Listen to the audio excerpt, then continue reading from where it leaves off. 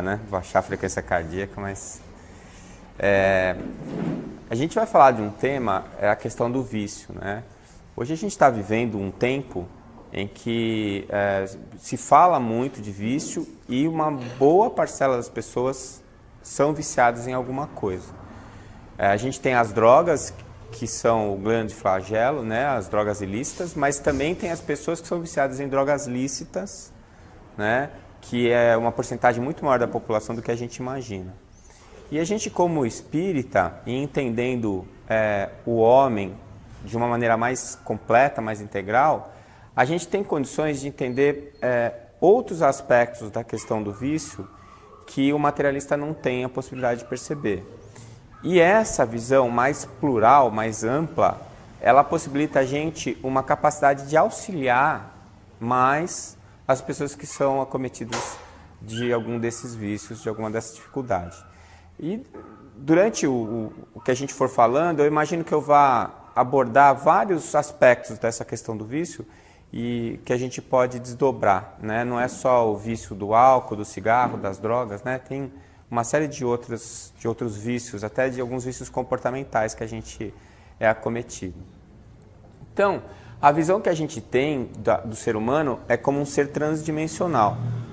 Por quê? Porque a gente sabe, e hoje a ciência clássica mesmo, ortodoxa, já está admitindo isso, que o ser humano é composto pelo corpo e pelo espírito, né? Para nós espíritas, uma boa parte das culturas orientais, a gente sabe que tem no meio desses dois elementos o perispírito, que seria o intermediador entre o corpo físico e o espírito. Tá? Eu vou pedir uma licença aqui para vocês de chamar de alma, né? Porque primeiro que está definido por Kardec, que a alma é o espírito encarnado, e segundo que eu gosto de chamar de alma só o princípio inteligente. E aí o princípio inteligente mais o perispírito formam o espírito. E quando ele está encarnado, esse perispírito se relaciona com o corpo físico. Então, a gente tem lá a alma, que é o princípio inteligente, e que é a nossa essência, a nossa identidade, é o que nós somos, né? Depois, essa alma, ela é envolvida por um perispírito, que é um corpo material, apesar de ser matéria quintessenciada, sutil, que está numa dimensão diferente da dimensão física. E este corpo nada mais é do que um reflexo do que nós somos como alma.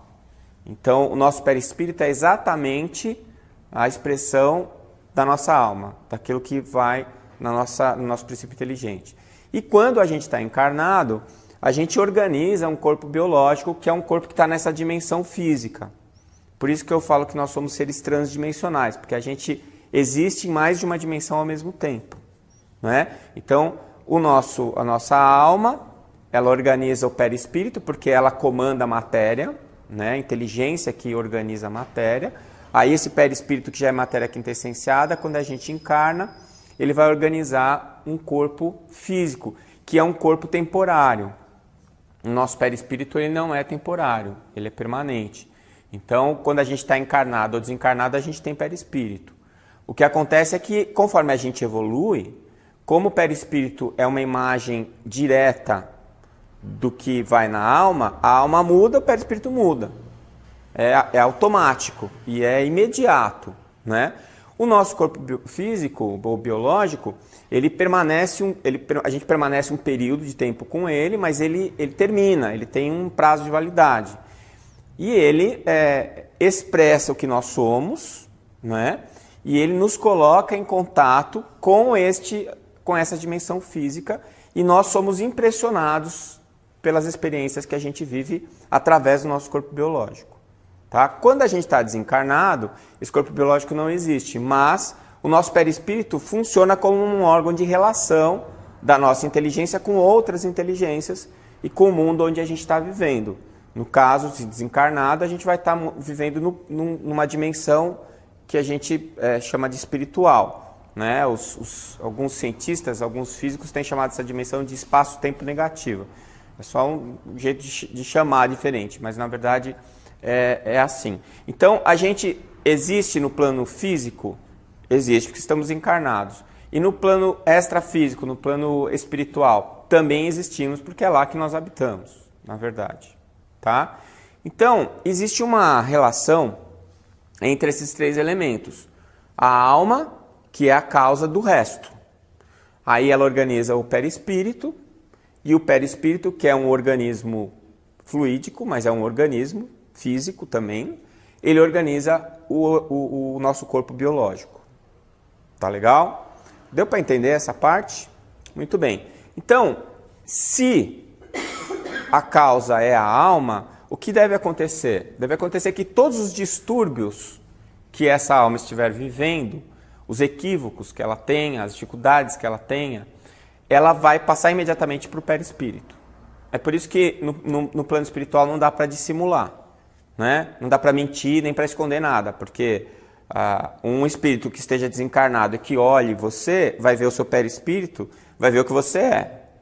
Não tem jeito de você sorrir, fingir que está feliz e não está feliz, porque não tem esse escudo do biológico na nossa frente, certo? Aí esse corpo espiritual, quando ele encarna, ele vai trazer todas as informações para o corpo físico.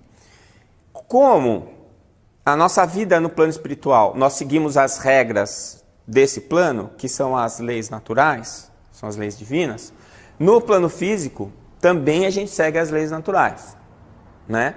Então, se você for ver, estudar biologia, fisiologia, até a patologia, que é a ciência que estuda as doenças, a maneira como funcionam as células e o corpo biológico do ser humano não tem nenhuma diferença da maneira como funcionam todos os outros seres vivos do planeta.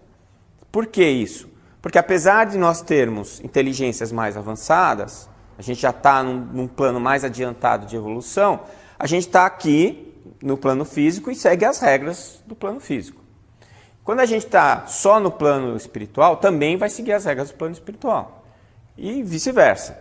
Então, por exemplo, se você quiser ver uma materialização, e aí você quer assistir uma materialização. Então, um espírito está desencarnado, vai se materializar. Ele pode fazer isso? Desde que tenha um médium encarnado que lhe forneça os elementos, que é o fluido vital, né, o ectoplasma, para ele poder fazer a materialização. Eles não têm nenhuma possibilidade de interferir no campo biológico, no campo físico, a não ser que alguém que esteja vivenciando a encarnação empreste o ectoplasma para eles. Isso é uma lei natural. E eles não conseguem burlar essa lei como ninguém consegue, né? Por isso que eu falo que Deus não é brasileiro, porque as leis que ele fez, todo mundo cumpre, né? Do brasileiro a gente dá um jeitinho, tem lei que pega, lei que não pega, então não é brasileiro, né? Então, todas as leis são cumpridas e são imutáveis. Por quê? Porque são perfeitas. Tudo aquilo que é perfeito não se transforma, porque atingiu o último grau de perfeição, tá? Muito bem. Então, o meu corpo físico, ele vai ser, em última análise, aquilo que a minha alma está determinando para ele dentro das leis biológicas, né? Então, no momento em que eu vou encarnar, o que vai acontecer? Eu vou colocar o meu perispírito, que é o reflexo imediato da minha alma, ele vai se ligar a uma célula, né, que é o zigoto, que é aquela célula formada pelo espermatozoide e pelo óvulo. E a partir dessa ligação, eu começo a dar todas as informações para essa célula para ela se desenvolver num corpo biológico, tá? Completo e complexo, inclusive com as dificuldades, né? Se eu nascer com algum defeito, com alguma deficiência e assim por diante. Bom, então o meu espírito pode fazer qualquer negócio dentro daqueles limites que a biologia me deu. Então eu vou ter lá os cromossomos do meu pai, os cromossomos da minha mãe. As primeiras divisões celulares eu consigo mudar alguns genes, através de um processo que a biologia a gente conhece como mutação gênica. Então as primeiras divisões celulares eu vou pegar aquilo e vou reformar. Mas é a mesma coisa que eu comprei uma casa e eu reformo a casa. Eu posso transformar aquela casa até um certo limite. Eu não consigo, só se eu derrubar a casa e construir outra, mas para reformar, eu consigo pôr um quarto, pôr um banheiro aqui, outro ali, eu vou mudando, mas a casa eu não mudo. Então, no momento que eu estou encarnando, eu consigo transformar muitas coisas do meu corpo biológico. Algumas eu pioro, e outras eu posso melhorar. Vai depender de quem eu sou, de como eu estou no momento que eu estou encarnando e nas ordens que eu vou mandar para aquelas células que estão se associando a mim naquele momento e que vão compartilhar comigo essa existência, né? Eu não sei se vocês já pensaram nisso, mas nós somos um condomínio. Cada célula do nosso corpo, são trilhões de células, elas são individualidades, entre aspas, né? Elas são elementos biológicos vivos, unidades vivas. Tanto que se eu tirar uma célula do meu corpo e puser ela lá no laboratório, no meio de cultura, essa célula vai viver, se multiplicar e ela vai embora.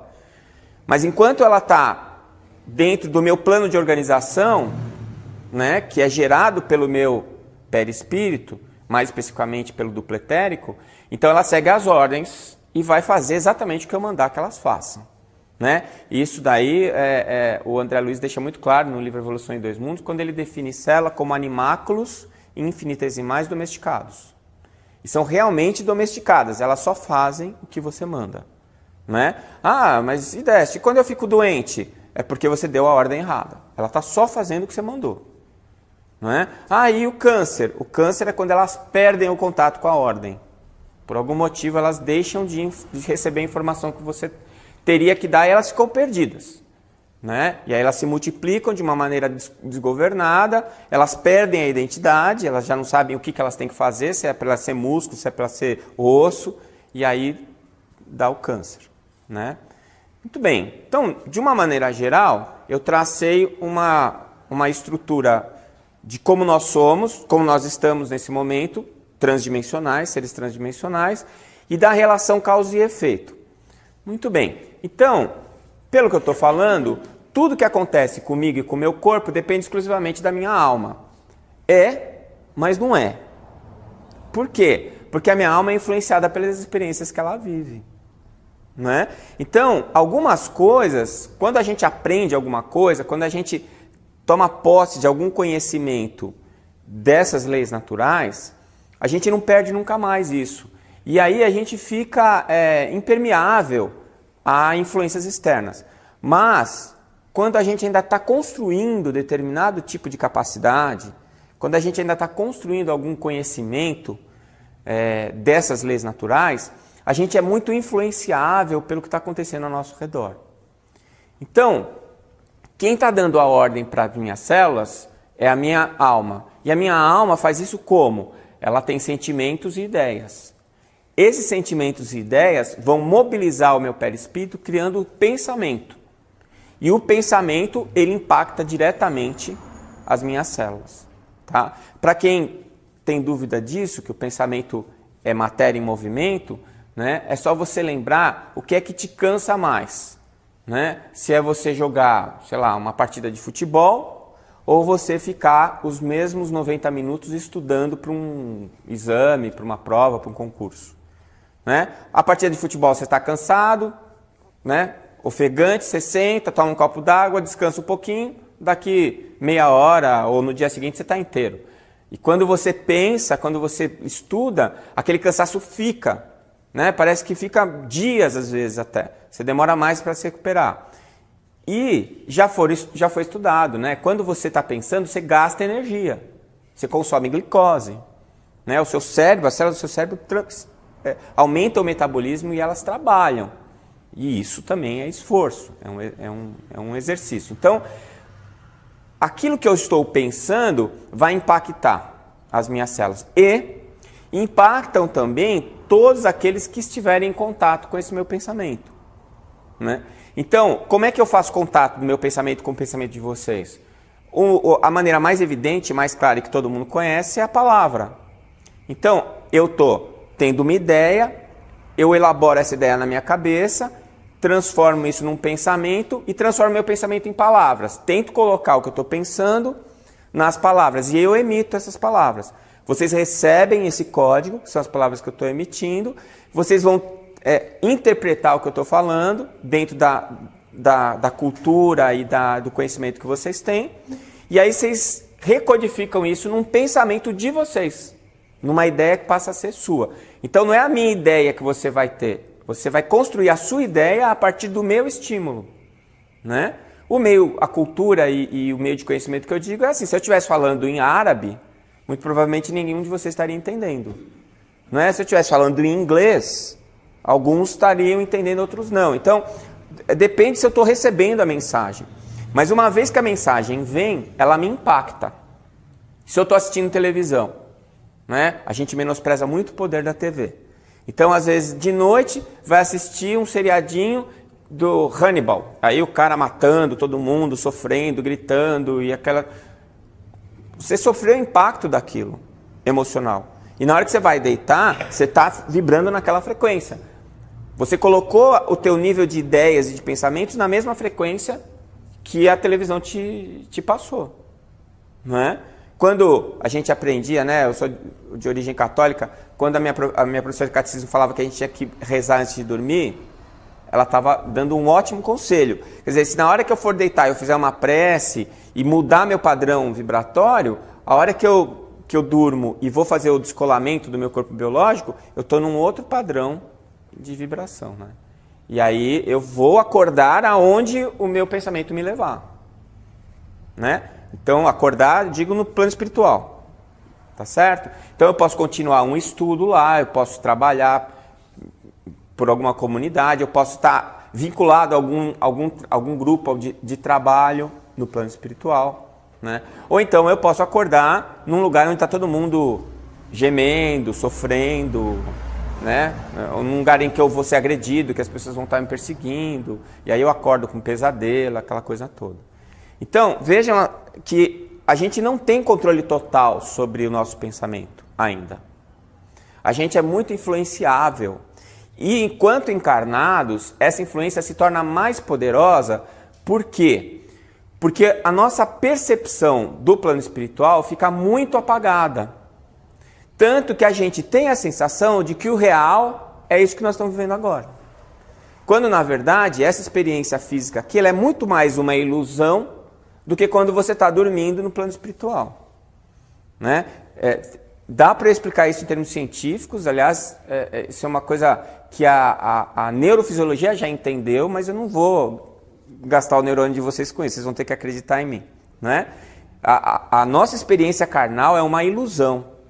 Neurofisiologicamente, o que nós experimentamos e que dizemos que é verdade é uma interpretação dos sinais que a gente está recebendo do meio. E não é em absoluto a verdade, né? É a nossa verdade que nós vamos construindo.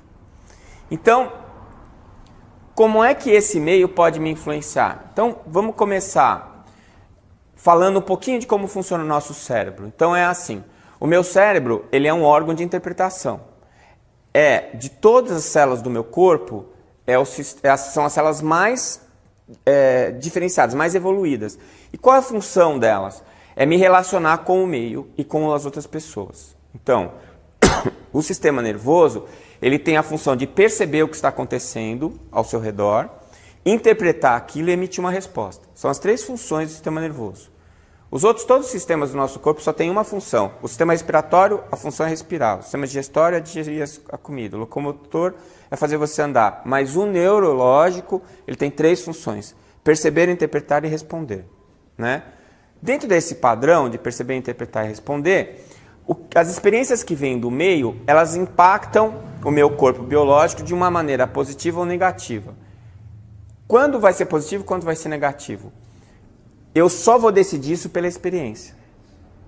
Nós, seres humanos, e os outros seres todos vivos do nosso planeta, aprendemos por tentativa e erro. Então, na verdade, é assim. Quando eu estou diante de 2 opções ou de uma situação qualquer, eu vou analisar aquela situação e opto por um caminho. Se aquele caminho dá certo, eu interpreto aquilo como verdade e repito. Se aquele caminho dá errado, eu rejeito ele e evito, né? É assim quando a gente experimenta comida, por exemplo. Às vezes você é pequeno, alguém te deu alguma coisa para comer, você comeu e não gostou, você faz associação com a cor daquilo, né? O meu caçula, ele falava assim, pai, uma vez a gente tentando convencer ele de comer verdura, ele falou assim, pai, nada que é verde é bom de comer. Né? Ele era pequenininho, acho que tinha uns 3 anos. Então, ele fez a associação da cor verde com o sabor. E ele deve ter comido alguma coisa verde que não foi legal, ele não come nada verde. né? E aí, às vezes, a gente leva isso até o final da nossa vida, né? Às vezes a gente fala que não gosta de uma coisa, a gente não sabe nem porquê. A minha história é com o bacalhau. Eu sempre disse que não gostava de bacalhau. Aí um dia eu comi bacalhau e descobri que eu adoro bacalhau. Agora eu como bacalhau que nem um maluco, né? Não perco uma chance de comer bacalhau. Então, na verdade, quem que disse pra mim que eu não gostava de bacalhau? Alguma experiência que eu tive que não foi legal e eu recusei aquilo lá. Então é assim que a gente vai aprendendo, por tentativa e erro, né? Então, o meu cérebro, ele traz já algumas informações que vêm da evolução, né? Essas informações geralmente estão associadas com o que a gente chama de instinto.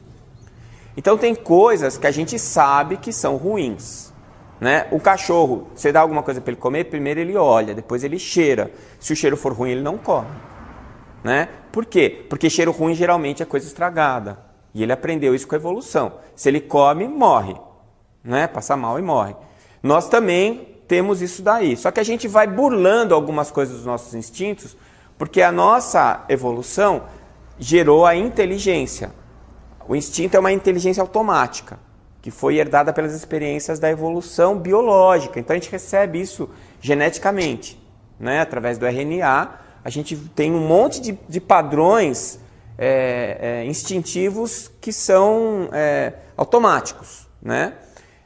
Só que quando a gente ganhou a capacidade de raciocínio, a gente subjugou esses instintos. Então a gente é capaz de, mesmo estar sentindo um impulso instintivo de reagir, a gente conseguir se controlar, né? Tem gente que não consegue, tem gente que consegue mais. É a coisa da raiva. Às vezes alguém está falando alguma coisa, o seu instinto é de pular no pescoço dele e apertar bem até ele ficar roxo. Mas aí você pensa em um monte de outras coisas, né? A última coisa que você vai pensar é em Jesus nessa hora. Mas assim, se você chegar lá, você tira a mão, né? Fala assim, não vou fazer isso. Então, você está subjugando aquele instinto, tá certo? Mas, apesar da gente subjugar esse instinto, a gente funciona por padrões de comportamento aprendido, tá certo? O nosso cérebro, ele está montadinho para este sistema, aprendizado por tentativa e erro e a decisão do que é certo e o que é errado pela recompensa. Então, existem algumas áreas do nosso corpo que elas geram para o nosso espírito a sensação de recompensa. Então veja, é a alma que determina o corpo, mas o que está acontecendo com o corpo impressiona a alma. Senão não teria motivo de estar encarnado. É um caminho de ida e volta. Então o que está acontecendo? Como a gente acha que está vivendo a realidade, que a parte espiritual é uma ilusão e que isso é que é real. E como o nosso cérebro nos dá algumas ordens de acordo com as experiências que a gente vive no meio, e essas ordens podem ser isso é bom, isso é ruim. Então é muito fácil a gente se enganar com uma coisa que não é legal e a gente achar que é. Você está dando para entender onde eu quero chegar. Então, existe uma área do nosso cérebro, por exemplo, que é a área de recompensa. Todas as vezes que essa área é ativada, você se sente bem, né? Por exemplo, a gente sabe que chocolate ativa essa área. É raro você encontrar alguém que não gosta de chocolate, né? Tem outras coisas que acontecem na nossa vida que ativam essa área de recompensa. Então, eu vou dar um exemplo para vocês. Lá em Santos, eu morei 22 anos lá. Quando eu estava muito mal, estava chateado, eu ia para a praia. Às vezes eu passava de carro, porque todo mundo mora em Santos, ninguém passa na Avenida da Praia, porque é muito movimento, tem trânsito, a gente nunca vai por ali. E quando eu estava meio chateado, eu ia pela praia, só para olhar a praia. E ficava torcendo para ter trânsito, porque aí parava o carro e ficava olhando para o mar.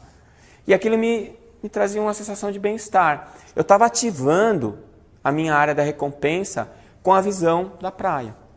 Quando eu vim aqui para Campo Grande, não tinha mais praia. Eu fiquei buscando alguma coisa que me desse esse bem-estar. Eu descobri, a praia de Campo Grande é o pôr do sol.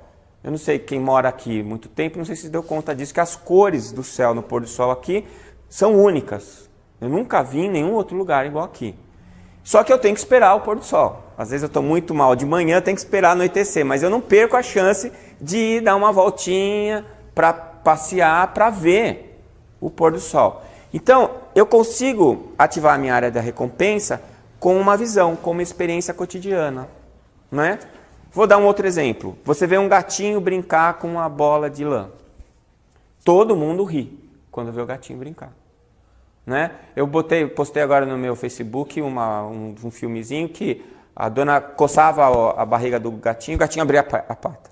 Ela tirava, o gatinho fechava a pata. E todo mundo dá risada com aquele negócio. O seu centro de recompensa está sendo ativado ali. Quando você faz uma boa refeição, né? Quando você come uma comida gostosa, o chocolate, está ativando o seu centro de recompensa. Como é que isso é ativado? Você tem a sensação, a percepção sensorial, que pode ser visual, gustativa, tátil, né? Tem coisas que você passa a mão no veludo é gostoso, você passa a mão na lixa não é gostoso.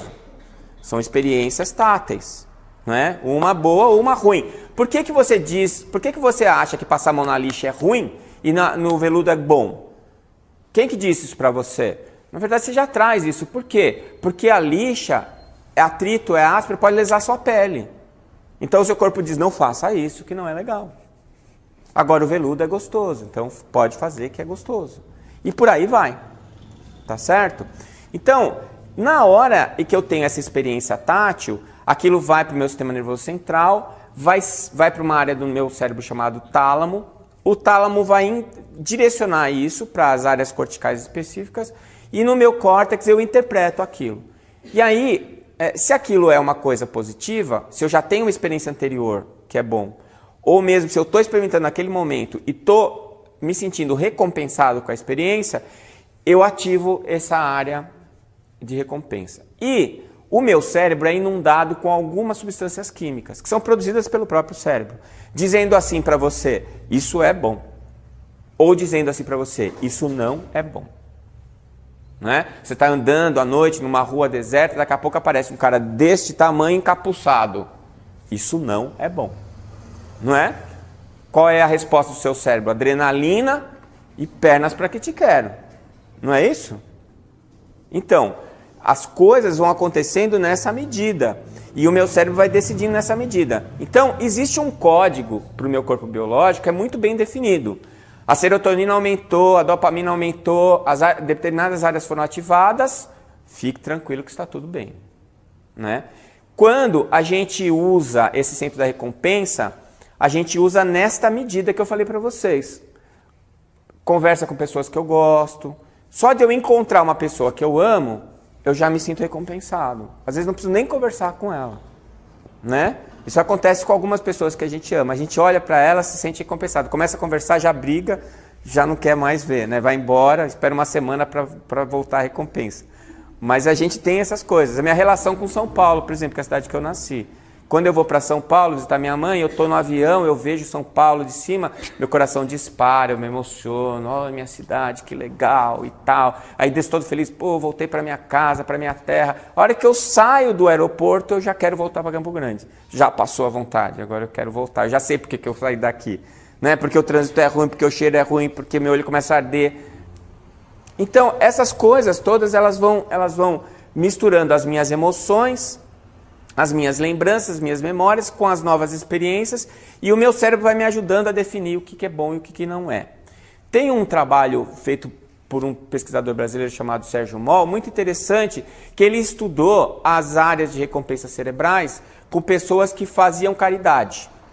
Olha que interessante. Ele pegou alguns grupos e assim, um grupo... era solicitado para esse grupo que eles dessem dinheiro para uma instituição de caridade para ajudar crianças órfãs. E esse grupo não dava o dinheiro. Um segundo grupo dava o dinheiro, mas eles não davam o dinheiro deles. O pesquisador dava o dinheiro para ele dar.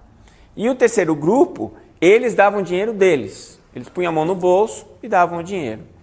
E aí depois eles mediram os níveis de serotonina e os padrões cerebrais dessas pessoas. As pessoas que puseram a mão no bolso para pagar, elas se sentiram recompensadas. E elas tinham um registro positivo da experiência com vontade de repetir aquilo lá. A conclusão é que a gente se vicia em caridade também. E é engraçado que no centro espírita se percebe pessoas assim. Elas às vezes nem entenderam direito qual é a mensagem do espiritismo. Elas às vezes você pega elas falando coisas que não é daquele jeito. Você pega elas fazendo coisas erradas, mas na hora de trabalhar, pé de boi, né? Trabalho que você pedir para ajudar os outros, ela está lá e trabalha, trabalha, trabalha.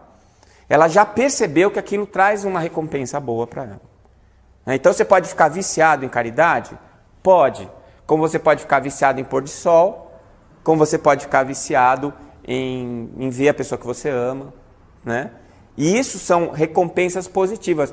Mas o estímulo não é um estímulo grande, aquilo acontece de uma maneira fisiológica no seu cérebro sinaliza que aquilo é legal e você repete a experiência. Mas se eu não for para São Paulo, ou se eu não ficar vendo o pôr do sol, eu tenho saudades, mas aquilo não me mata. Eu não sinto dor. Não é? A mesma coisa o chocolate. Quando é que eu estou viciado de chocolate? Não fica. Quando eu estou com muita vontade de comer chocolate, eu como chocolate direto. Isso é ruim? Tem algumas coisas, tudo que é exagero é ruim. Mas se eu ficar sem chocolate, eu vou morrer? Não. Eu vou sentir muita falta no começo, né? Vou querer o chocolate, depois eu esqueço. Tá certo? Então é assim que funciona. Eu emito, o meu cérebro experiencia aquilo que está acontecendo, aquilo impacta a minha alma, eu aprendo e passo a usar aquilo como memória e vou padronizando aquilo lá. Muito bem. Agora, vamos imaginar que eu vou tomar, eu vou numa festa e aí eu vejo todo mundo muito alegre e feliz, eu estou achando a festa até meio caída, mas por que está todo mundo tão alegre e feliz? Aí eu converso com um amigo e o amigo fala assim, não, é que o pessoal está aqui, mas eles estão usando essa droga aqui, é um negócio legal e tal, não sei o que, não sei o que lá. Aí, você não quer experimentar? Eu vou experimentar. Aí ele pega e toma um comprimidinho lá, o êxtase, ou a cocaína, ou seja lá o que for. Aquela droga, ela não age no perispírito dele. Nem age no espírito dele, na alma. Não age. Ela age no cérebro dele. Como?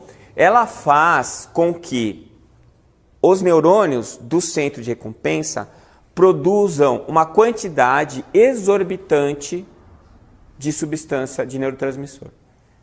Aquela experiência que você teve do pôr do sol, aquela experiência que você teve de comer o chocolate, ela é multiplicada por 10 milhões de vezes.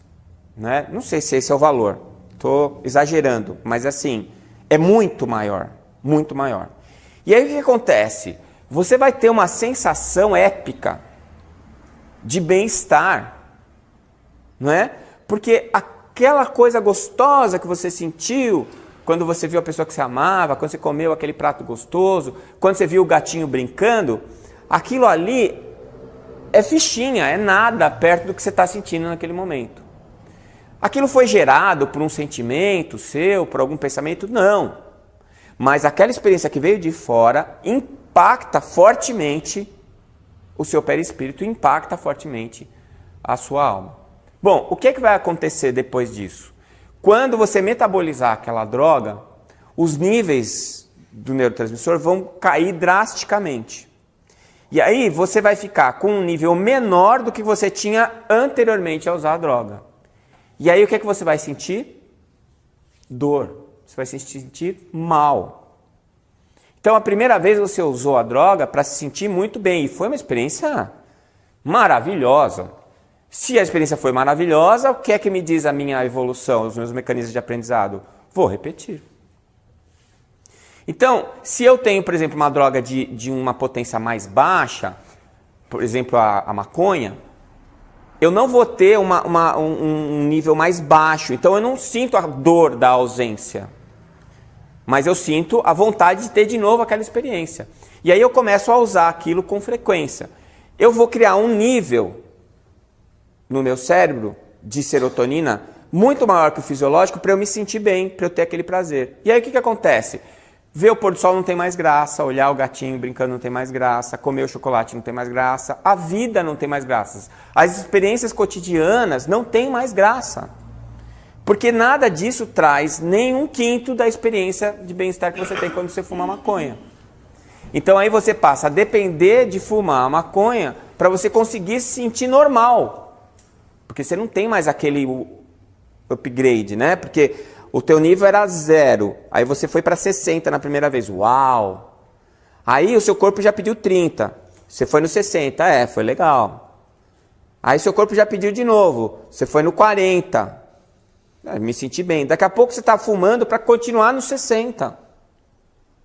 Quando a droga é muito forte, como o êxtase, por exemplo, o rebote que ela provoca deixa negativo. E aí você passa a usar a droga para não se sentir mal. Você não consegue ficar sem. Sem a droga você sente dor. Não tem graça. É assim, eu preciso daquilo para estar vivo. Bom, o que está acontecendo neste caso é que um elemento externo gerou um padrão de funcionamento do meu cérebro que me impede de viver sem aquele elemento. Então veio de fora para dentro o vício, né? E o que acontece? Acontece que você não fica sem. Aí você vai ter que passar por um tratamento médico em que o médico vai te dar drogas para tentar simular a droga que você usou de uma maneira que eu possa desmamar você da droga. Eu começo a enganar o seu cérebro com uma outra substância para você ficar livre daquela substância que você se viciou e aí devagarinho eu vou tirando aquela que eu estou te dando para ver se no final eu consigo libertar você. Neurologicamente eu consigo fazer isso? Sim. Então dá para curar vício de droga? Não. Por que eles não conseguem curar? Cura alguns. Por que não consegue curar todo mundo? Porque aquela impressão que o cérebro deu para ele registrou no perispírito. E mesmo que o meu cérebro volte a funcionar num padrão normal, o meu perispírito vai querer viver aquela experiência que ele viveu da primeira vez que ele usou a droga. E aí ele não consegue ficar mais sem. Então, eu comecei o vício de fora para dentro, mas a cura vem de fora para dentro, mas também tem que vir de dentro para fora. Porque quem dá ordem para a célula é a minha alma. E se a minha alma viveu uma experiência que achou que aquela experiência era positiva, ela vai querer repetir. Então, o que a medicina faz hoje é vir de fora para dentro. E isso é eficiente? Mas ela não vem de dentro para fora. E se ela não fizer os dois caminhos, não consegue tirar a pessoa. O grande problema do de dentro para fora é que você tem que querer. Isso é engraçado, né? Eu falo que a grande vantagem que os psicólogos têm sobre os médicos é essa. Se você quebra uma perna, se você tem um infarte, alguém te cata e te leva para o médico. E acabou, você gostando ou não, você está lá. Agora, psicólogo, como é que você vai para o psicólogo se você não quer? Vai. A tua mãe pode te obrigar, você é um adolescente, ela te põe lá na frente da psicóloga. Não vai adiantar nada.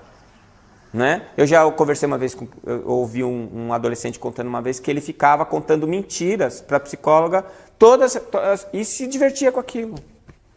Ele inventava coisas, ia criando aquelas coisas e contando as viagens dele para a psicóloga. Não sei nem se ela já tinha sacado ou não, né? Com certeza uma hora vai perceber que ele estava enganando ela. Então não tem como você convencer a pessoa a fazer uma coisa que ela não quer fazer. É a mesma coisa que você querer que alguém acredite no que você acredita. Você pode influenciar ela, mas ela que vai decidir se ela vai acreditar naquilo ou não. Né? Então, essa é o mecanismo biológico da formação do vício. Tá? Que acontece de fora para dentro com essas drogas que agem sobre o seu sistema nervoso. Tá certo? Agora, será que tem algum vício que vem de dentro para fora? Tem. Esses vícios, eles são provocados pelos nossos pensamentos. E os nossos pensamentos são provocados pelas nossas ideias. Então, é assim, a gente gera um pensamento, e quando a gente gera o pensamento é matéria, lembra que eu falei para vocês? Como se fosse uma onda de rádio que eu emito. Então, na hora que eu estou emitindo meu pensamento, eu impacto vocês. Né? Eu comecei a falar naquela hora, parei. A voz, a palavra é uma forma de transmitir pensamento, mas não é a única. Né? Tem a telepatia, que também já é comprovada, e a gente faz isso o tempo inteiro mesmo sem perceber. Então, se você entra num ambiente que está todo mundo vibrando legal, você se sente bem naquele ambiente na hora que você entra, porque você entrou em sintonia com aquilo. O seu perispírito é um órgão receptor, ele percebe essas diferenças. Né? Então, o meu pensamento ele vai gerar um padrão, e se esse padrão for de alta vibração, ele tem uma grande penetrância. Se ele for de baixa vibração, ele tem uma baixa penetrância. O que isso quer dizer? Quer dizer que se eu emito um pensamento de ódio contra alguém, esse pensamento de ódio, na hora que ele sai do meu perispírito, ele desarmoniza o meu perispírito. Mas quando ele chega no perispírito do outro, o outro só vai perceber se ele estiver no mesmo padrão de onda. Se ele estiver também me odiando. Senão, não acontece nada. Ele rebate aquilo. Agora, quando eu estou pensando amor, pensamento de amor, quando eu emito esse pensamento de amor, como ele é de alta frequência, ele harmoniza meu perispírito. E mesmo que o outro não saiba, ele recebe essa vibração, porque ele tem grande penetrância. Então você vê como as leis divinas são perfeitas, né? Então as ondas de baixa frequência, elas só vão atingir o outro se o outro permitir. É a história da televisão. Você quer assistir a Globo, você tem que sintonizar na Globo, senão você vai ver SBT, vai ver a Record. Você tem que pôr lá a sintonia. Então no momento em que eu sintonizo frequências de baixa onda, assistindo um seriado ruim da TV, eu estou sintonizando naquele padrão de onda. Tudo que estiver acontecendo no plano extrafísico nesse padrão de onda vai entrar em contato comigo. E aí eu entro nesse padrão vibratório. Para eu sair dele, eu tenho que interromper aquele pensamento e impor um novo pensamento. Tem algumas técnicas para fazer isso, né? Contar até 10. Quando você está com muita raiva, antes de falar, conta até 10. Morde a língua. Não tem esses negócios? Aperta o dedão. Já me ensinaram um monte. O que você está querendo fazer? Você está querendo interromper aquele padrão vibratório e trocar a sintonia. Se você não fizer isso, você vai continuar vibrando aquele padrão vibratório, né? Muito bem. Então, quando eu sou estimulado externamente para um tipo de pensamento e eu fico mantendo esse padrão de pensamento, o que vai acontecer? Eu vou emitir um pensamento, esse pensamento vai para o meio, mas existe uma atmosfera ao meu redor que se chama aura. Vocês já ouviram falar? A aura também é chamada de psicosfera. O que é a psicosfera? É a atmosfera psíquica que eu criei. Como que eu criei essa atmosfera psíquica? Com os meus pensamentos. Então é outra coisa que não dá para dissimular no plano espiritual. Porque um médium que enxerga a aura já não dá para dissimular. Né? Aquela história, e aí, bem, tudo bem? Tudo bem. Tá nada, tá morrendo de raiva com você, mas tá falando que tá bem. Mas se você olhar a aura dela, tá escura, não tá bem. Ela está com vibrações de baixa frequência. Né? Então, na hora que eu emito o pensamento, ele vai, mas ele fica impregnado. Então, se eu desejo mal para o outro pode ficar mal ou não, dependendo dele, da opção dele. Mas eu já fiquei mal. Se eu quero que o outro quebre a perna, antes do outro quebrar a perna, se é que ele vai quebrar, eu quebro a minha. Né? Então, é aquela história. É a mesma coisa, né? Você pensar mal do outro, é você tomar o veneno e querer que o outro morra. O veneno você já tomou, certo? Se ele vai tomar o dele, é problema dele, tá certo? Muito bem. Na hora que eu gerei essa psicosfera, se eu gerei um pensamento ruim, esse pensamento ele cria o André Luiz chama de miasmas, como se fosse uma bactéria. Mas não é biológica, ela é do plano espiritual, porque está nessa psicosfera. E aí o que pode acontecer? Se eu ativo muito aquele pensamento, ele fica reverberando na minha aura, na minha psicosfera, e fica reentrando na minha consciência. Eu estou esquecendo aquilo, qualquer coisa me lembra, pum, eu entro de novo naquele circuito. E aquilo vai se repetindo. Né? O que isso vai gerar? Vai gerar um pensamento recorrente. Qualquer lugar que eu tiver, eu vou ter aquele pensamento recorrente. Olha, existe uma gama gigantesca disso. Tem pensamentos recorrentes que levam à dependência de sexo, à dependência de álcool, de droga, o cigarro, alguns comportamentos, como comer, por exemplo. Comer aumenta o nível de recompensa do nosso cérebro igualzinho aos outros estímulos, de uma maneira mais forte. Toda vez que é substância química, é mais forte, porque está agindo diretamente, mais fisicamente no nosso corpo. Mas a potência do nosso pensamento é infinitamente maior que qualquer droga. Então, se você pegar uma pessoa absolutamente equilibrada, você pode dar o êxtase para ela e ela não sair do padrão vibratório dela. Né? Os monges budistas são exemplos clássicos disso. Eles conseguem parar o coração, eles param de respirar e continuam vivos. Eles controlam o corpo deles ao ponto de baixar o metabolismo deles a quase zero. E volta na hora que quiser. Por que eles são capazes de fazer isso? Porque eles sabem, como o André Luiz, que as células deles são animáculos infinitesimais domesticados. E se ele mandar deitar, eles deitam, se mandar levantar, eles levantam, se mandar latir, late, se mandar ficar quieto, fica quieto. Tá certo? Então o que acontece? Alguém me sugeriu um tipo de pensamento. E aquele pensamento veio, eu experimentei aquilo de alguma maneira e aquilo me trouxe algum grau de recompensa. Aí aquilo várias vezes foi reestimulado. Então eu gerei aquele pensamento recorrente no meu perispírito, na minha aura. E aí aquilo fica me auto-induzindo. É a tal da auto-obsessão. Não é? A gente sempre acha que tem algum espírito dizendo pra gente o que a gente tem que fazer. Eles influenciam a gente, mas a gente é que escolhe quem vai influenciar, ou bem ou mal. E muitas vezes somos nós mesmos que nos auto-obsediamos, porque nós geramos padrões de pensamento recorrente no nosso perispírito. Então veja, por enquanto não tem nenhuma alteração na bioquímica do meu cérebro. É o meu princípio inteligente que identificou algum tipo de ideia, emitiu essa ideia na forma de pensamento e ficou recorrendo naquele pensamento. Aquilo gerou um padrão na minha aura e aquilo fica indo para o meu cérebro repetidamente. O que vai acontecer? Eu estou educando o meu cérebro a funcionar naquele padrão. Vai chegar uma hora que este padrão altera a bioquímica do meu cérebro.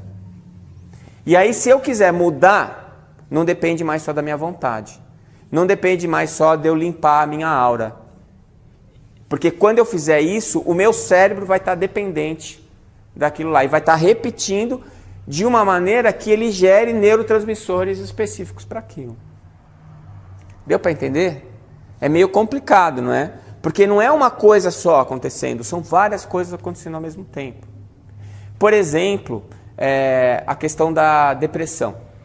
Né? Tem gente, vai de ase, né? Tem gente que acha que depressão é só física, tem gente que acha que é só espiritual. É tudo ao mesmo tempo, não tem nada só físico e nem nada só espiritual. Enquanto a gente está encarnado, as coisas estão acontecendo ao mesmo tempo.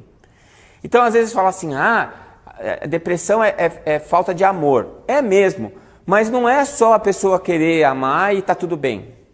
Porque, num determinado ponto do quadro depressivo, o cérebro dela funciona dentro do padrão de dor, de tristeza.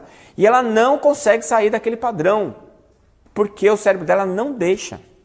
Ela vai ter que tomar remédio para cortar o ciclo vicioso. E o remédio resolve? Ele alivia, ele tira a pressão da biologia, do cérebro, para que o espírito tenha tempo de pensar no que está acontecendo e tentar mudar o padrão vibratório dele. Para aí ele limpar a aura dele e conseguir se restabelecer. Olha como é difícil. Não é um negócio simples. Então não adianta só dar passe, não adianta só conversar. Tem que dar paz, tem que conversar, tem que fazer psicoterapia e tem que tomar o remédio. Agora, qual é o ideal? O ideal é não entrar no padrão repetitivo. Toda vez que você tiver um pensamento recorrente, você está correndo risco. Porque você está gerando uma ideia recorrente que vai te retroalimentar. A tua própria psicosfera vai te retroalimentar. E às vezes é um pensamento recorrente que você pega com frequência, mas não direto. Mas ele te leva a um tipo de comportamento que interessa às vezes a alguns espíritos que estão ao seu redor. E a hora que ele chega perto de você, ele dá uma olhadinha na tua aura, pimba, vai lá. Liga lá o botãozinho. Tem eu já vi algumas descrições que falam que instalaram um chip. Que os espíritos instalam um chip no perispírito o espírito obsessor não instala nada em você. Ele te sugere aquele padrão repetitivo como se fosse um chip de computador. E você aceita. Você deixa ele colocar. E aí ele passa a comungar com você daquela experiência. Não é? E você fica recorrendo naquilo, quando você vê, você já está fazendo. Você fala, eu não vou fazer mais isso. Não sei como é que é com vocês aí, mas eu estou cheio de coisas assim, de comportamentos assim. Eu identifico esses comportamentos recorrentes no meu cotidiano e alguns são altamente irritantes, porque eu pensei que eu já tinha resolvido isso.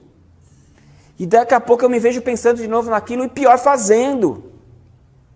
Não é? E pode reparar, quando a tua vida fica mais puxada, quando você se sente mais pressionado, quando você se sente mais apertado, é a hora que começa a descambar tudo. Porque os teus sistemas de controle consciente, eles estão voltados para uma outra atividade e os teus subconscientes voltam.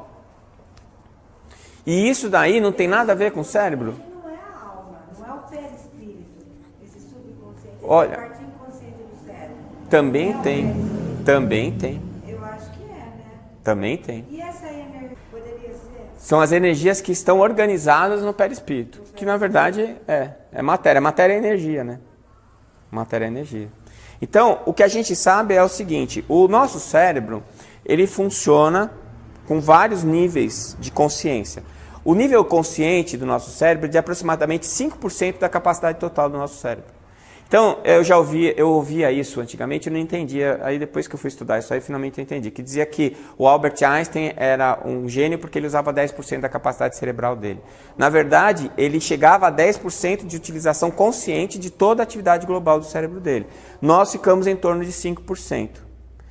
E existe uma atividade cerebral em torno de 75% que funciona em segundo plano. Sabe quando você está fazendo alguma coisa no computador e ele avisa assim, o antivírus está correndo em segundo plano. Você não está vendo nada, mas ele está fazendo lá as coisas dele. 75% dos nossos pensamentos correm em segundo plano. Então, por exemplo, se você está dirigindo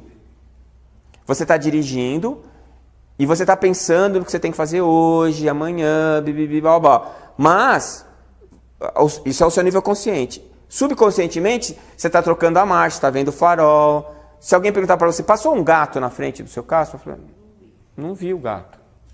Né? Tem um filmezinho, aliás deve ter na internet, eu vou contar agora, depois não vai ter graça, vocês não vão conseguir. Mas é assim, a pessoa vai falar assim, eu vou passar um filme para vocês e são pessoas trocando uma bola de basquete. Eu quero que vocês me digam quantas vezes elas vão trocar a bola de basquete.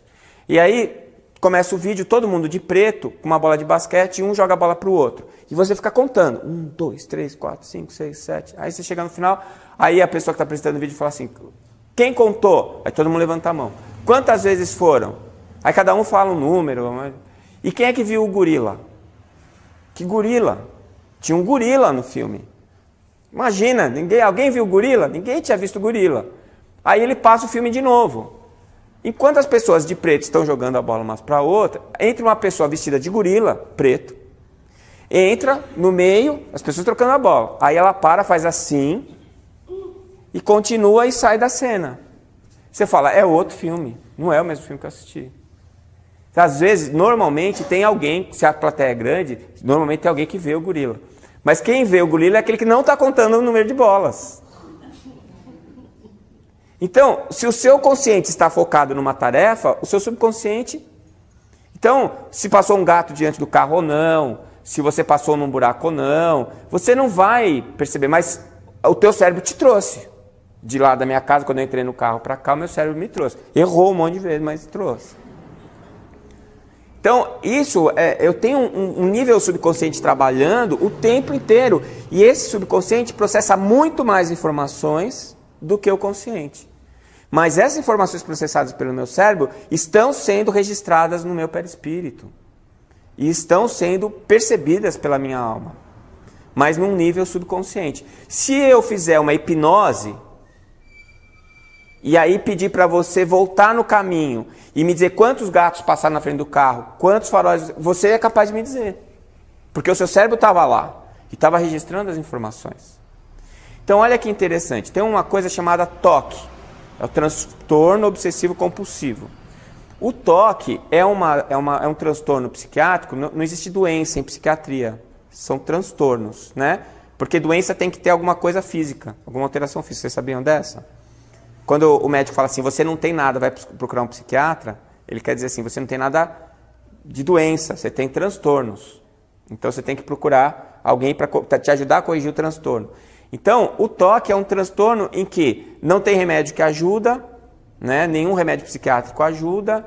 A única coisa que funciona, razoavelmente, é a terapia comportamental. Que é, na verdade, você se reprogramando. Você não o médico reprogramando o paciente. O médico sugere que o paciente se reprograme. Né? E aí, tem um estudo do Dr. Mário Borregar muito interessante, que é o seguinte.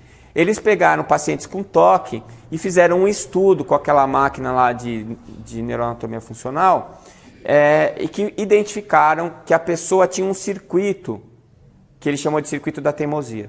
que era o circuito que ficava fazendo ela repetir aquele comportamento. Então, por exemplo, a pessoa que tem toque, ela tem que lavar a mão 45 vezes, porque senão ela acha que ela vai morrer ou que alguma coisa muito ruim vai acontecer com ela. Então, se ela não lavar a mão 45 vezes, ela não consegue fazer mais nada na vida dela. E aí, enquanto a pessoa estava tendo essa sensação que eu preciso lavar a mão, preciso lavar a mão, preciso lavar a mão, que é típica do toque, colocaram ela na máquina e perceberam que existia um circuito lá no cérebro dela que fazia ela repetir aquele comportamento. Aí fala assim já, então, tá vendo? Não tem nada de espírito, perispírito, é uma coisa do cérebro, é um circuito defeituoso, é por isso que a pessoa tem toque. Então ela tem toque porque é físico isso, não tem nada a ver com o espírito. Beleza. Aí o que eles fizeram? Eles fizeram a terapia comportamental cognitiva. E aí ele falava assim, olha, toda vez que você tiver vontade de lavar a mão, em vez de lavar a mão, você vai pegar e vai para o jardim, vai mexer no jardim. Olha, em vez de você lavar a mão, você vai sujar a mão. Aí, se a pessoa está realmente disposta a mudar, que aí entra aquela história do psicólogo, né? Se a alma dela, se ela, indivíduo, realmente está insatisfeito com aquilo e quer mudar, aí, quem que não quer mudar? Olha, a minha experiência como médico, com 27 anos, a maioria não quer. A gente usa a doença como ferramenta para conseguir as coisas que a gente quer. Certo? E não são vocês, somos todos nós, inclusive os médicos. Certo? A gente usa a doença a nosso favor. Para se sentir coitadinho, para ter atenção. Gente, a gente faz isso direto. Aliás, a minha experiência me diz que a minoria é que está ali doente por algum outro motivo que não seja uma opção.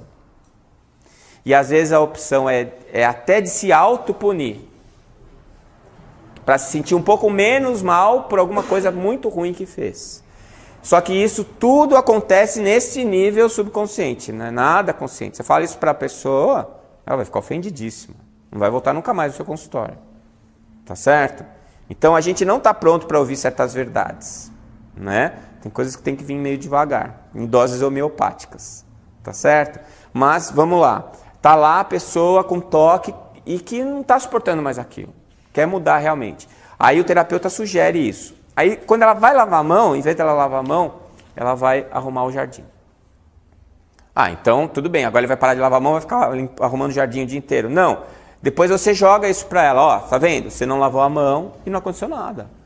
O mundo não acabou. Você está vivo, ninguém morreu. Aí ele começa a perceber isso. Então está curado. Percebeu, está curado? Não. Ele vai ter que fazer isso várias vezes. E aí, os pacientes que responderam bem, não são todos que respondem, por este motivo que eu expliquei para vocês, né? Porque muito poucos deles realmente queriam a mudança, mas os que realmente queriam melhoraram muito. E aí eles foram para a máquina de novo. Sabe o que aconteceu com o circuito? Parou de ser utilizado. E sabe o que aconteceu com os neurônios? Se reorganizaram em circuitos novos. A chamada neuroplasticidade.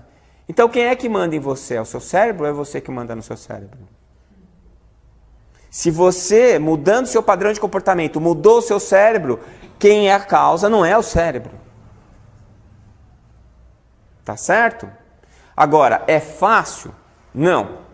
Porque o teu cérebro te esmaga com uma sensação que para você é muito mais real do que o que está realmente acontecendo na sua vida.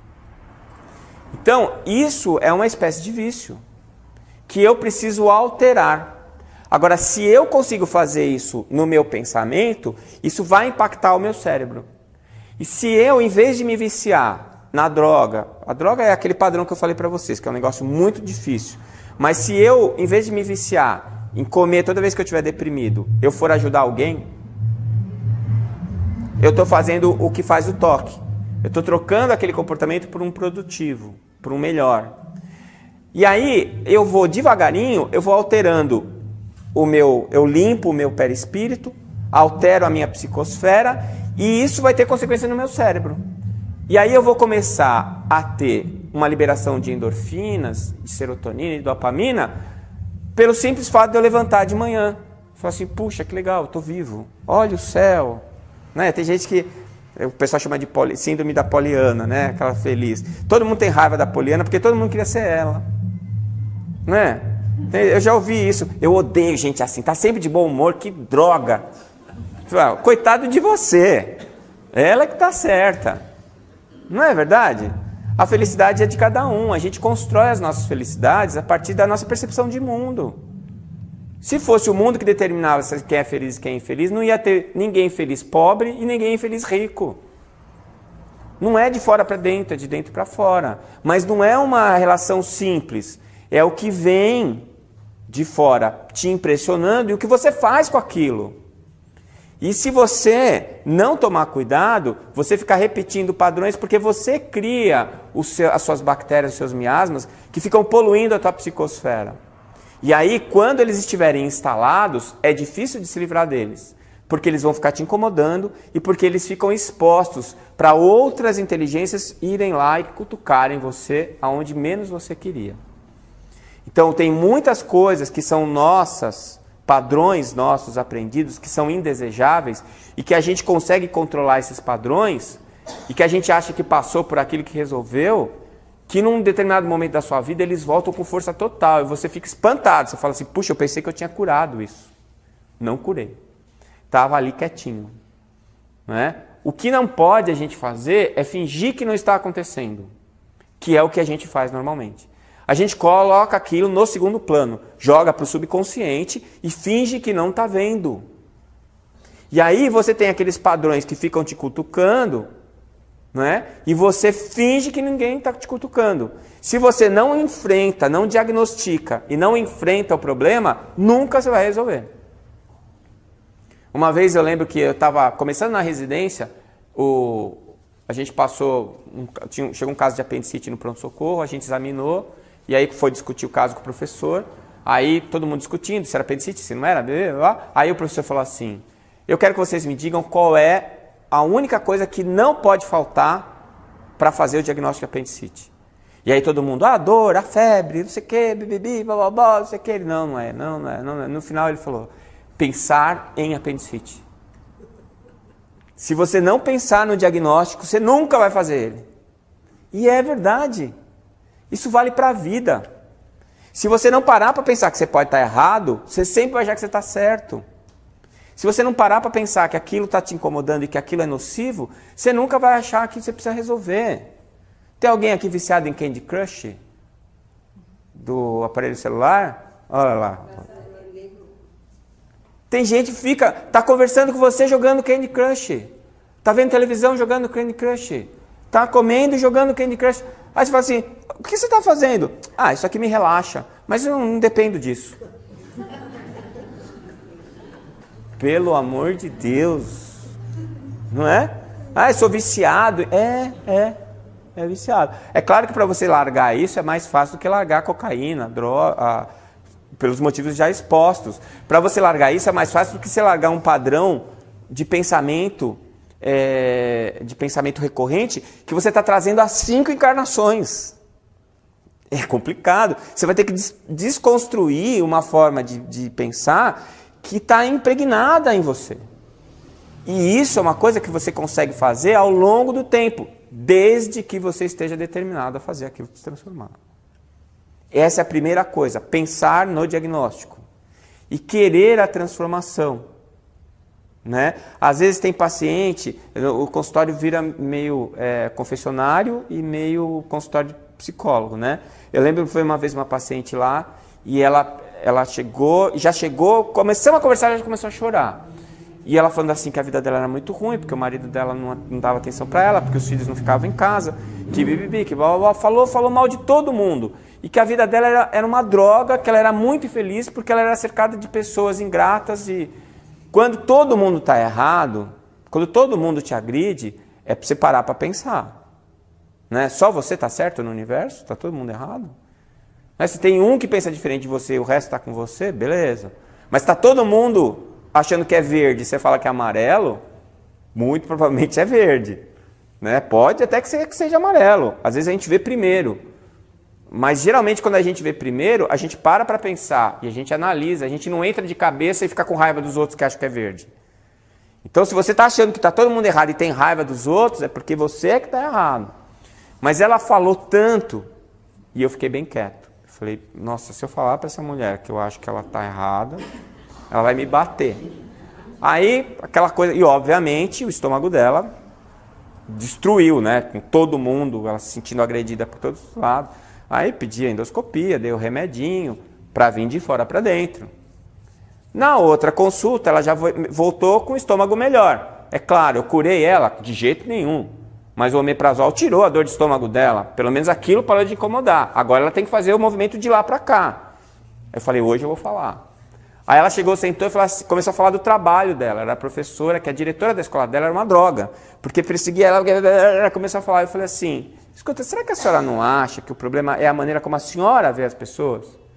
E não como as pessoas se relacionam com a senhora? Ela parou assim. Como assim? Eu falei, não, porque a senhora falou mal do seu marido, dos seus 2 filhos, da sua sogra. Agora a senhora está falando mal das suas colegas, professoras, da sua diretora. Quem é que presta? Nossa, a mulher ficou, eu falei, agora vai me matar. Ficou roxa, né? Vermelha, roxa. Você acha que eu estou errado? Eu falei, não estou falando, eu não estou julgando quem está certo e quem está errado. Eu estou pensando o seguinte, será que a senhora não está vendo as pessoas com um rigor muito maior do que deveria? Será que essas pessoas não têm nada de bom? Ou a senhora só está vendo o ruim delas? E isso está lhe impressionando de maneira negativa? Aí ela começou, mas por que tal pessoa fez tal coisa, tal dia, tal dia, tal dia? Mas isso é dela, não é da senhora. Por que a senhora está incomodada com o outro? Sendo que a senhora não pode fazer nada para mudar o outro, mas a senhora pode fazer alguma coisa para se mudar. E eu sei que ela começou com um monte de argumentação e eu fui rebatendo. Eu falei, essa eu não vou ver mais, né? Mas quem sabe eu dou um empurrãozinho. Chegou uma hora na consulta, ela falou assim, mas o senhor não alivia mesmo, hein, doutor? Eu falei, aliviar, a senhora quer que eu passe a mão na sua cabeça? Então tá bom, puxa, a sua diretora é mesmo ruim, suas colegas são mesmo ruins. A senhora quer que eu participe desse padrão vibratório da senhora? Então vocês percebem como às vezes a gente não sabe, mas a gente está fazendo a coisa funcionar desse jeito? Né? Então, isso parece assim, ainda mais vindo de alguém que faz medicina, parece que eu estou menosprezando a doença. Não, de jeito nenhum. Parece que eu estou menosprezando o doente. Também não, de jeito nenhum. O que eu estou dizendo é, só o remédio não cura ninguém.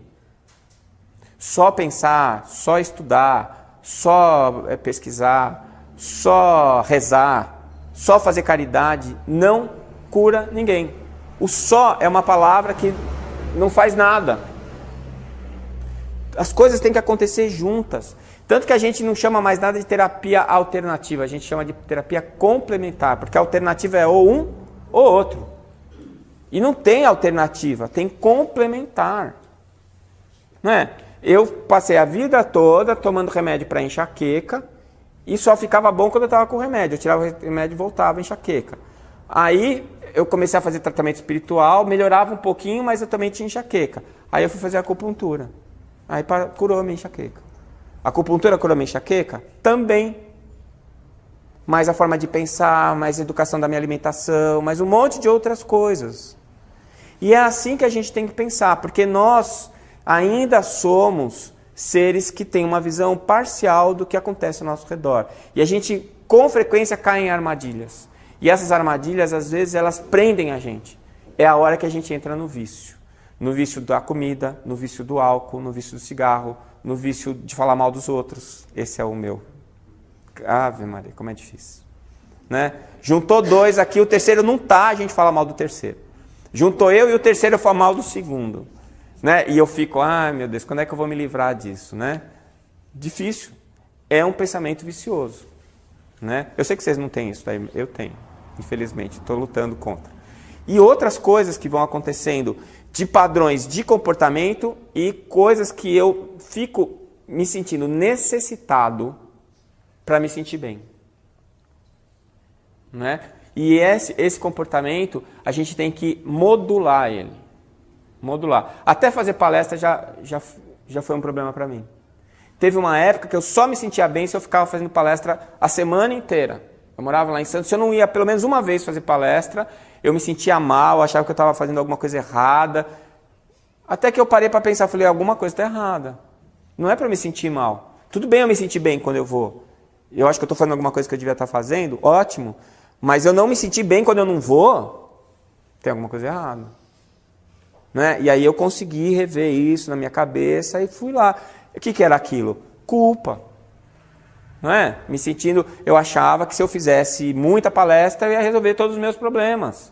Não vou resolver. Eu não vou ser melhor fazendo palestra. Eu vou ser melhor vivendo e buscando ser melhor. E a gente tem esses nossos vícios que nos imobilizam. E eles estão geralmente ligados aos pensamentos recorrentes. E muito frequentemente ligados ao sentimento de culpa. Essa palavrinha bem curtinha, culpa, é a sede de todos os nossos males. Se a gente tivesse trocado a culpa pela responsabilidade, a gente seria muito mais feliz e avançaria muito mais rápido. A culpa ela só serve para te avisar que você errou. Avisou? Avisou. Joga fora. Vai tratar de consertar. E o que te leva a consertar é a responsabilidade.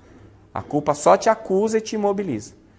Né? Então, às vezes a gente fica nessa reverberação da autopunição. Eu estava estudando uma vez sobre a palavra expiação, que a gente usa tanto em espiritismo. Você sabe o que significa expiação? É uma punição infligida para abrandar a fúria divina. Gente, onde é que existe fúria divina? Em lugar nenhum. No Deus que eu acredito, infinitamente bom e justo, vai ficar furioso com o quê? A fúria é lá dentro da sua consciência. Então o que você precisa? Como é que você faz para abrandar a sua consciência? Auto-perdão. Você precisa se perdoar. Porque enquanto você não se perdoar, você vai ficar se autoflagelando. Expiação. Você acha que Deus mandou aquele povo todo lá que queimou naquele circo? Lembra? No Rio de Janeiro, ficou famosa a história. Ela voltou à tona por causa da tragédia de Santa Maria. Né? Que o pessoal ficou sabendo que o pessoal de Santa Maria era o pessoal que trabalhava nos fornos de exterminação dos judeus na Segunda Guerra. Você acha que precisa passar? Exatamente, eles queimaram o povo, agora eles têm que morrer queimado? Não precisa. Não é lei de talião, olho por olho, dente por dente. É lei de ação e reação. Toda força tem uma reação, de mesma intensidade, sentido contrário, mas não é a mesma coisa. Por que aquele povo passou por aquilo? Porque eles escolheram para se sentirem melhor. Estavam espiando. Quem espia não é Deus que manda a gente espiar. Nós é que espiamos pela nossa dificuldade de perdoar. A gente não perdoa o outro, muito menos a gente mesmo. Então, se a gente começar por esse processo de auto-perdão, de auto-amor, a gente já vai limpar uma boa parte dos nossos pensamentos recorrentes. E a gente fazendo isso, a gente vai se livrar de alguns vícios que nós temos. E a partir daí, então, a gente vai começar a se reerguer, se fortificar em termos espirituais. Se a gente fizer isso, o nosso corpo biológico vai responder na mesma medida. Eu agradeço a você, Décio. Eu que agradeço.